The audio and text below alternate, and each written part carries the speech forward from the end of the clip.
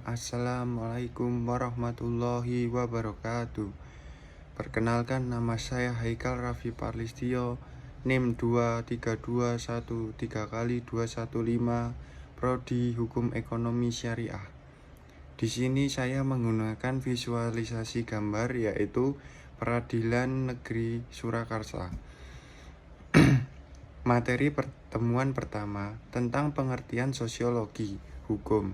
Sosiologi itu berhubungan dengan cara orang berinteraksi dan berpengaruh timbal balik antara aspek sosial dan non-sosial yang berperan dalam kehidupan masyarakat. Hukum adalah kumpulan aturan yang telah ditetapkan dijalankan oleh pemerintah untuk mengatur perilaku warga. Hukum itu ada tertulis maupun tidak tertulis. Dari sini kita dapat menyimpulkan bahwa sosiologi hukum adalah studi ilmu sosial yang membahas aturan yang berlaku dalam masyarakat serta perbuatan dan fenomena sosial yang melatar belakangi munculnya hukum di masyarakat. Lanjut materi pertemuan kedua, hukum dan realitas masyarakat. Hukum di masyarakat itu tidak hanya dipahami aturan normatif, tetapi juga hidup dan dinamis, bisa dipengaruhi dengan kondisi sosial, budaya, dan politik.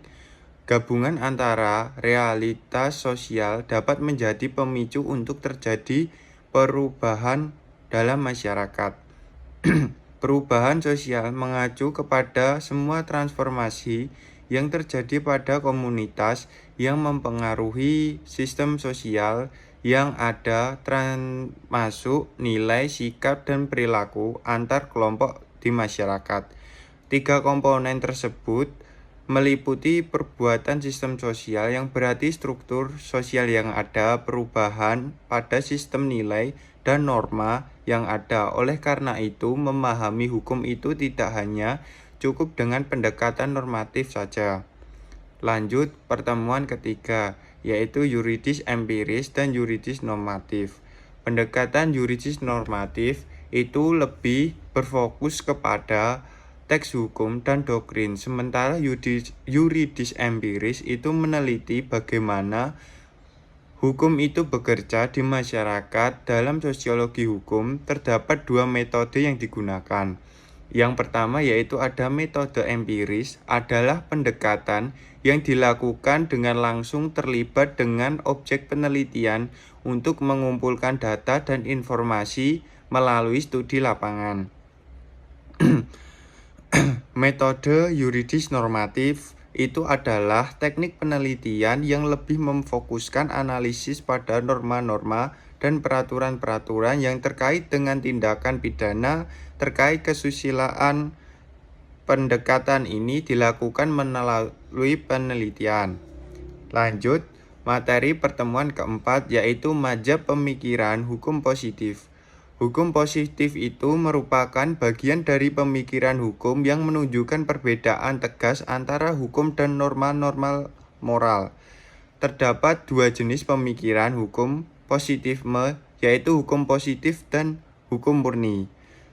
Masing-masing memiliki keunggulan dari pandangan positif hukum, termasuk adanya keteraturan sosial, kepastian hukum, dan perlindungan keadilan dalam penerapan hukum. Kelemahan positifme itu meliputi kesulitannya untuk menciptakan keadilan sosial, sistem yang cenderung tertutup, serta dampak dari kekuasaan politik terhadap sistem hukum. Lanjut materi pertemuan kelima, mazhab pemikiran hukum sosial jurisprudensi. Sosial jurisprudensi itu adalah aliran dalam filsafat hukum yang berpendapat bahwa hukum yang efektif harus sesuai dengan praktik yang berlaku dalam masyarakat. Aliran ini memisahkan secara tegas antara hukum positif, the positive law, dan hukum yang hidup di masyarakat, living law. Aliran positif hukum lebih fokus pada penerapan logika, sedangkan mazhab sejarah lebih menghadapi pentingnya sosiologi jurisprudensi menilai bahwa baik logika maupun pengalaman memiliki peranan penting yang setara. Lanjut materi ke-6, yaitu mazhab pemikiran hukum living law dan utilitarisme. Living law itu adalah hukum sebagai elemen budaya ada di setiap kelompok. Tidak diciptakan melainkan ditemukan dalam kehidupan masyarakat. The living law itu kehadirannya di negara modern. Living law seringkali diabaikan, digantikan dengan positive law. Seringkali the living law itu tidak dianggap sebagai hukum. Meskipun demikian, dalam living law tetap diakui meskipun dengan beberapa komunitas hak-hak tradisional serta hak ulayat. Lanjut utilitarisme, yaitu para tokoh utamanya yaitu meliputi Bentham, Jerking.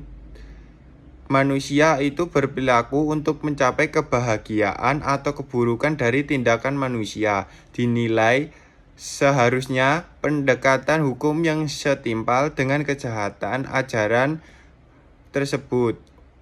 Dalam bidang hukum, aliran ini adalah sebuah ide yang menjadikan manfaat sebagai tujuan utama hukum. Manfaat tersebut dipahami sebagai kebahagiaan manusia bertindak untuk meraih kebahagiaan dan mengurangi penderitaan, baik buruknya suatu tindakan manusia. Lanjut materi ke-7, pemikiran Emil Durkheim Ibnu Khaldun. David Emil Durkheim lahir pada 15 April 1858 sampai 15 November 1917. Beliau diakui sebagai salah satu pionir sosiologi modern. Ia mendirikan fakultas sosiologi pertama di Eropa. Lalu metodenya itu pertama untuk menganalisis fenomena sosial bersama dengan Herbert Spencer. Ibnu Khaldun Waliyuddin Abu Zaid Abdurrahman bin Muhammad Ibnu Khaldun lahir di Tunisia pada awal bulan Ramadan. Lalu beliau berpindah-pindah dan menjalani kehidupan yang liar kedua masyarakat pedesaan yang menetap. Lalu mereka cukup tinggi memungkinkan tidak hanya kebutuhan dasar tetapi juga kebutuhan sekunder dalam barang-barang mewah. Lanjut materi ke-8. Pemikiran hukum Max Weber yaitu adalah seorang politis, ekonomi, geografis, sosiologis di bidang ilmu sosiologi serta administrasi negara modern. Karya-karyanya itu membahas tentang rasionalisasi dalam konteks mengenai ekonomi. Contohnya yaitu ada di hukum pidana, sedangkan norma sekunder itu dengan prosedur yang diambil norma primer. Materi ke-9, effectiveness of law. Effectiveness hukum adalah kemampuan hukum untuk menciptakan situasi yang sejalan dengan sasaran hukum itu sendiri, seperti adanya ketertiban hukum berfungsi bukan hanya sebagai sarana kontrol sosial, tetapi juga sebagai alat untuk perubahan sosial. Ada faktor-faktor yang mempengaruhi efektivitas hukum, yaitu hukum harus mudah dipahami dan diakses di masyarakat. Aturan harus jelas, tidak membingungkan. Penegak hukum itu harus memiliki kejujuran dan profesionalisme. Mereka itu harus melaksanakan tugasnya dan peraturan tanpa adanya pilih kasih. Agar tersebut nilai-nilai sosial dan budaya mendukung pelaksanaan hukum tersebut. Lalu dengan demikian efektivitas hukum itu akan tercapai secara jelas. Penegak hukum dapat dipercaya, sarana hukum, masyarakat sadar hukum, dan budaya yang mendukung hal ini mempengaruhi pada fungsi hukum yang sesuai dengan tujuannya. Lanjut materi ke-10, yaitu Law and Social Control. Law and Social Control digunakan untuk memenuhi kebutuhan masyarakat, sangat penting untuk mengatur hukum sebagai sarana pengawasan sosial. Oleh karena itu, tujuan dari pengawasan sosial itu adalah untuk menciptakan keseimbangan antara stabilitas dan dinamika di dalam masyarakat. Bersifat mencegah, penegakan bertujuan untuk mencegah gangguan terhadap kepastian serta keadilan. Dalam keadaan paksaan, individu berada dalam situasi yang memaksa untuk patuh. Sikap hingga kepatuhan itu tercipta secara tidak langsung. Sementara itu, dalam internalisasi norma atau nilai yang dinetralisasi menjadi bagian dari bawah sadar. Lanjut materi ke-11 yaitu legal pluralisme. Legal pluralisme hukum merupakan kondisi di mana terdapat dua atau lebih sistem hukum dalam suatu komunitas atau area sosial. Konsep mengakui bahwa interaksi sosial bukan hanya ada sistem hukum dari negara, tetapi juga hukum adat, hukum agama, dan peraturan sosial lainnya yang berfungsi dan saling melengkapi. Pluralisme hukum itu adalah fenomena sosial yang terhindarkan di negara yang memiliki keberagaman seperti di negara kita sendiri, yaitu negara Indonesia.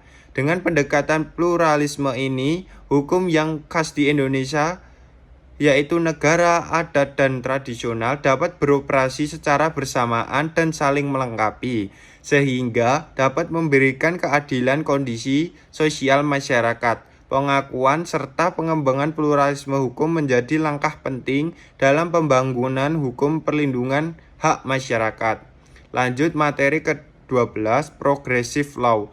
Progressive Law adalah sebuah konsep pendekatan hukum yang menekankan pentingnya perubahan dalam penyesuaian hukum yang terus-menerus dan nilai-nilai modern. Gagasan diungkapkan oleh Profesor Dr. Andes Sajipto Raharjo.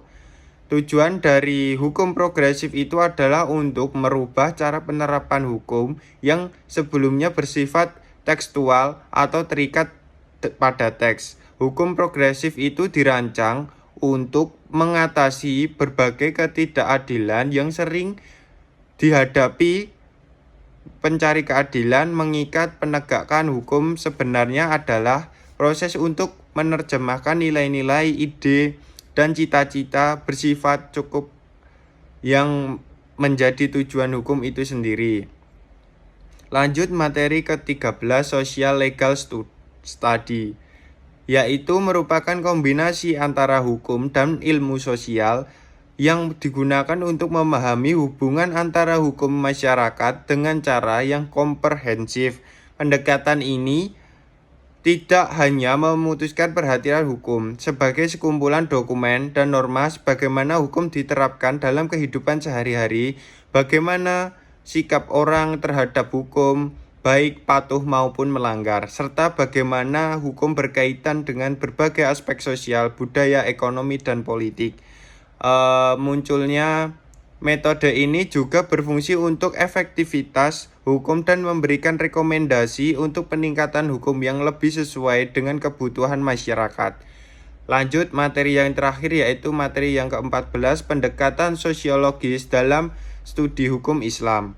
Pendekatan sosiologis dalam studi hukum Islam adalah metode yang menganalisis seperangkat norma yang terdapat dalam teks-teks suci seperti Al-Quran dan hadis, tetapi juga sebagai bagian dari kenyataan sosial yang dinamis, menyelidiki penerapan pemahaman pelaksanaan hukum Islam dalam kehidupan sehari-hari, dengan mempertimbangkan pengaruh budaya, tradisi, struktur sosial, atau perubahan di zaman sekarang.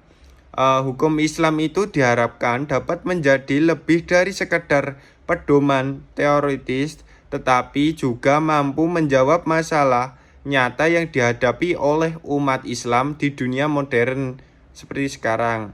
Itu tadi materi 14 yang bisa saya sampaikan, dan di sini saya akan menyampaikan yang dapat saya ambil dari mata kuliah hukum dan masyarakat mulai dari pertemuan pertama sampai materi ke-14 tadi. Saya itu jadi belajar bahwa hukum bukan hanya sekedar aturan tertulis, tapi juga berhubungan erat dengan kehidupan masyarakat sehari-hari. Jadi saya tahu bahwa hukum itu bisa dipengaruhi oleh beberapa, yaitu budaya, sosial, dan kondisi politik. Saya juga memahami bahwa hukum itu tidak bisa dipelajari hanya dari teks, tapi harus dilihat dari segi hukum itu berjalan bagaimana di masyarakat. Lalu ada pula disebutkan tadi contoh-contoh tokoh seperti Durkheim, Ibnu Khaldun, Max Weber yang membuka wawasan saya bagaimana hukum berfungsi dan berubah sesuai perkembangan zaman. Yang paling penting itu saya belajar bahwa hukum itu harus adil, bermanfaat, transparan, dan bisa menyesuaikan diri oleh kebutuhan masyarakat. Jadi banyak sekali yang dapat saya ambil. Pembelajaran yang saya ambil dari materi tersebut bisa menambah wawasan saya sebagai mahasiswa. Saja yang bisa saya sampaikan. Billahi taufik walhidayah. Wassalamualaikum warahmatullahi wabarakatuh.